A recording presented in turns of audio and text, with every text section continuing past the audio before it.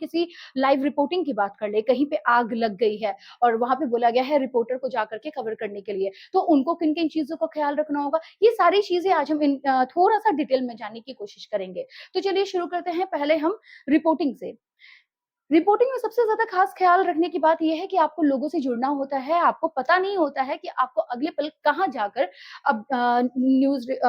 मतलब एंकरिंग करनी है, राइट? आपको पता नहीं होता है कि आपको जाकर के आगे कहाँ लाइव रिपोर्टिंग देनी है, कौन-सा मुद्दा क्या होने वाला है। आपके पास सिर्फ़ एक कॉल आता है कि अरे देखो फलाना जगह आग लग गई है, आपको जाके कवर करना है, ग्राउंड रिपोर्टिंग करनी है। तो आपके साथ एक कैमरा पर्सन जाता है। तो सबसे बड़ी बात कि अब जो कैमरा पर्सन जा रहा है तो आपको उनको ये समझाना होगा कि भैया अच्छे-अच्छे विजुअल्स निकालना, क्योंकि बहुत ज़्यादा ज़रूरी है अच्छे विजुअल्स को निकालना, क्योंकि उसके बिना आप किसी भी चीज़ को क्लियरली समझा नहीं पाओगे। अब आपको अपनी ओपनिंग पीटीसी करनी है, उसके बाद फिर क्लोजिंग पीटीसी भी करनी है, उसके बाद अच्छे विजुअल्स भी लेने हैं, लोगों से बात भी करनी है, उस जगह का मुआयना भी करना है। तो ये तमाम चीज़ें आप कैसे करोगे, क्योंकि आपको तो तुरंत फिर कनेक्ट कर लिया जाएगा लाइव न्यूज़ चैनल से, तो फिर आप कैसे एंकर से कैसे बातें करोगे? तो इसके लिए सबसे ज़्यादा ज़रूरी होता है कि पहले आप उस घटना स्थल पे पहुँचो, वहाँ पे जाके रेकी करो, वहाँ पे ज़्यादा से ज़्यादा विजुअल्स कलेक्ट करने की कोशिश करो कि अच्छा आग लगी थी, तो कैसे लगी, कहाँ लगी, कोई आस-पास लोग जिसने देखा हो, आप उनसे जाके बात करो। सबसे ज़्यादा एक रिपोर्टर के लिए बहुत ज़्यादा जो डिफ़िकल्टीज़ और जो चैलेंजिंग होता है, वो ये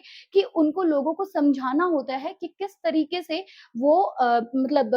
कैमरे के सामने ऑन कैमरा आके बातें रखें। क्योंकि अक्सर क्या होता है, हम जब लोगों से बात करते हैं ना, तो हमें पता होता है कि ऑफ कैमरा तो वो बंदा बोल देगा, लेकिन ऑन कैमरा हो सकता है कि वो बोलने में हिचकिचाए या फिर बोले कि नहीं, नहीं कर सकते या कुछ भी बहुत सारी चीज़ें होती है। तो आपको पहले कैमरा पर्सन को बोल के अच्छे विजुअल्स निकाल लेने हैं। उसके बाद आपको जब ओपनिंग पीटीसी करनी है तो आपको दिखना चाहिए कि आपका बैकग्राउंड जो टॉपिक आपको दिया गया है, जैसे कि कहीं पे चोरी हो गई है, फिर अभी आग जलने की बात हो रही थी कि आगजनी हो गई है, तो वहाँ पे जाके आपको देखना होगा कि आपके पीछे का बैकग्राउंड बेहतर तरीके से आ रहा है या नहीं आ रहा है। तो आप वैसी जगह पे जाके रिपोर्टिंग करोगे, राइट? आपके पीछे में जैसे आग जलने की आपको रिपोर्टिंग करनी है, तो पीछे से आग जल रहा है, कहीं कंपनी में आग लग गई है, किसी बिल्डिंग में आग लग गई है, किसी टावर में आग लग गई है, तो वो आग जलते हुए अगर तब भी आप पहुँच गए हो, क्योंकि बहुत ज़्यादा एक्टिव होना रिपोर्टर को ज़रूरी होता है। आप जितना ज़्यादा एक्टिव रहोगे, उतना ज़्यादा आप बेहतर तरीके से रिपोर्टिंग कर पाओगे। तो आप जैसे ही आपको खबर मिली कि कवर करना है, आप 5 मिनट के अंदर उस लोकेशन पे पहुँच गए और पीछे से आप पीछे वो बैकग्राउंड है, धुआँ निकल रहा है, वहाँ से आप रिपोर्टिंग करना शुरू कर रहे हो। तो वो एक अच्छे पत्रकार को पता चलता है कि हाँ, ठीक है, एक अच्छा